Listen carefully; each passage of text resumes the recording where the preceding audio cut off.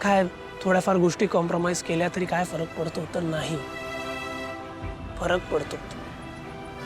तुझं स्वप्न कॉम्प्रोमाइज झाल्याने खूप फरक पडतो. मला तर पडतोच पडतो. कमळी, तुझं पोटेन्शियल बघितलंय मी. तू काय करू शकतेस ना, एकदा ठरवलंस की हे मला माहिती आहे.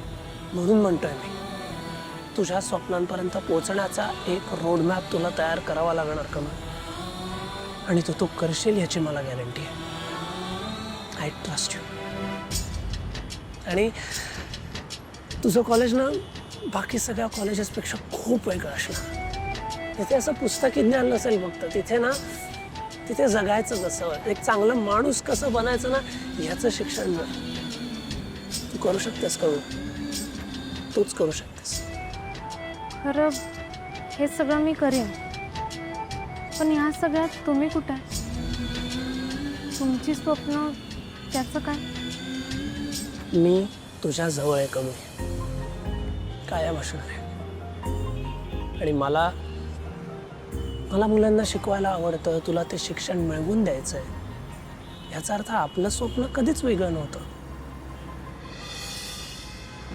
तू आणि मी एकच आहोत कमी. ज्या दिवशी तू तुझं स्वप्न पूर्ण करशील त्या दिवशी लग्न करेन मी तुझ्याशी.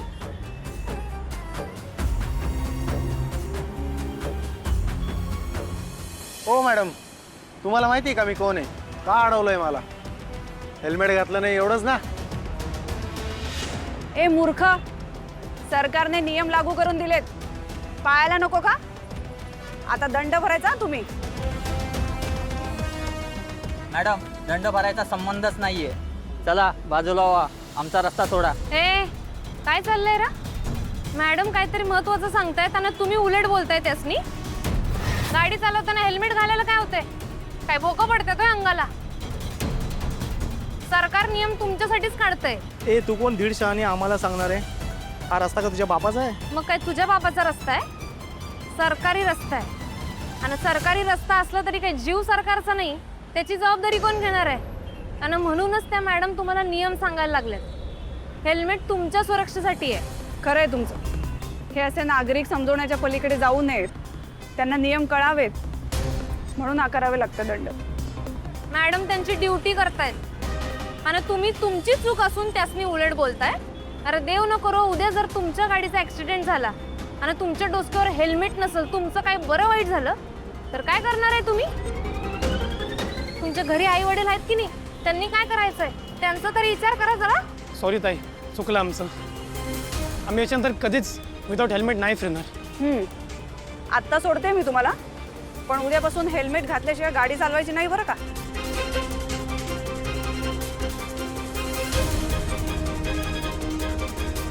Thank you bye. त्याचं काय आहे ना, ट्रॅफिक पोलीस म्हणजे ना लोक चुकीचंच समजतात, पण आम्ही त्यांच्यासाठी तिथे उभे असतो. मी सुद्धा माझ्या 6 महिन्याच्या मुलीला घरी ठेवून ड्युटीवर आली आहे. माझी कर्तव्य बजावते, पण हे काही काही लोकांना समजतच नाही. आपल्या लहान लेकराला घरी एकटं ठेवून येणं ना सोपं नसतं. खरं आहे तुमचं. आई आईच असते, मग तिची सामाजिक जबाबदारी असू द्या नाही तर वैयक्तिक, ते सगळ्या जबाबदाऱ्या एकदम जबाबदारीने पार पाडते. थँक्यू. काळजी घे. आणि पुन्हा एकदा थँक्यू. चल. ही आहे माझी कमळी, अन्यायाविरुद्ध लढणारी फायटर. बस झालं माझं कौतुक. खरं आता मला कळलं मला काय करायचंय. आता मी जोमानं अभ्यास करणार आणि कॉलेज बी सुरू करणार. चला.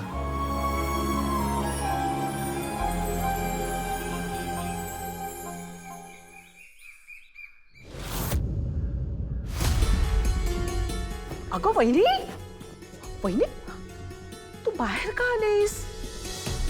काय हवं होतं का तुला? अगं इतकं दुखतंय तुला, तरी अशी चालत का बाहेर आलीस? कुठे बाहेर जातेस का? वहिनी ऐक ना, पायाला एवढं लागलंय आणि डॉक्टरांनी सुद्धा सांगितलेलं आहे हेअरलाईन क्रॅक आहे, चालायचं नाही म्हणून. म्हणून म्हटलं आराम करायचा ना, कशाला उगीच त्रास करून घ्यायचा असं मला म्हणायचं होतं. कॉलेजमध्ये एक महत्त्वाची मीटिंग आहे. कॉलेजला ग्रेड मिळणार आहे त्याबद्दल. आता लॉ कॉलेजही सुरू करायचं आहे, त्यामुळे हे ग्रेडचं काम खूप गरजेचं आहे. मला जायलाच हवं. असं काय करतेस वहिनी? तुझं ते काम आहे ना, मी करते ना. तू घरी आराम कर. आई आई तू बाहेर का आलीस? अगं अशाने पाय अजून दुखेल ना. तुला काही हवं होतं तर कोणाला तरी आवाज द्यायचास ना. तू आधी बस. अरे नाही, नको नको, ठीक आहे. बघ ना राजन, मी त्यांना तेच सांगते, आता पायाला एवढं दुखापत आहे तर कशाला कॉलेजला जायचं ना, कॉलेजला जायचंय. तूच बोल आता. काय? राजन, एवढं काही दुखत नाही आहे आता. तशी बरी आहे मी. आणि ही मीटिंग खूप महत्त्वाची आहे, मला जायलाच पाहिजे. तू आराम कर घरी. मीटिंग मी अटेंड करतो. अरे नको, तू कशाला? म्हणजे कामधंद्याचा माणूस आहेस तू. तू कशाला या मीटिंगसाठी वगैरे जातोयस? तू तुझ्या कामासाठी जा, कळलं? वहिनी आराम करेल, मी जाईन ना कॉलेजच्या मीटिंगला.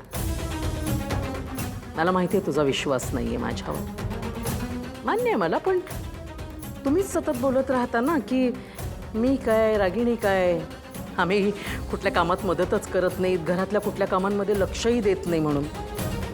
पण आम्हाला जर संधीच दिली नाही तर आम्ही सिद्ध कसं करणार की आम्ही काही काम करू शकतो? आणि एकदा जबाबदारी टाकलीत ना की कळेल ना की बाबा माणूस हा काम करतो की नाही.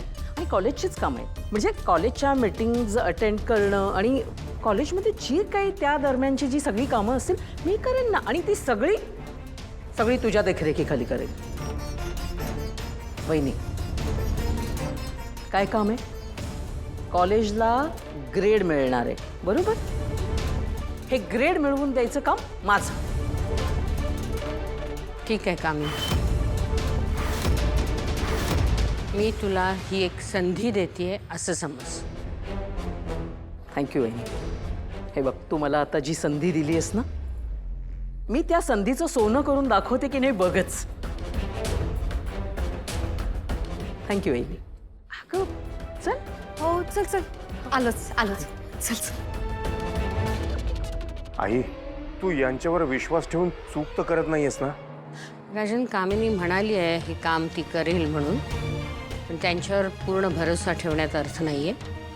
आपण त्यांच्यावर लक्ष ठेवायलाच हवं. बरं, तुला एक काम सांगते.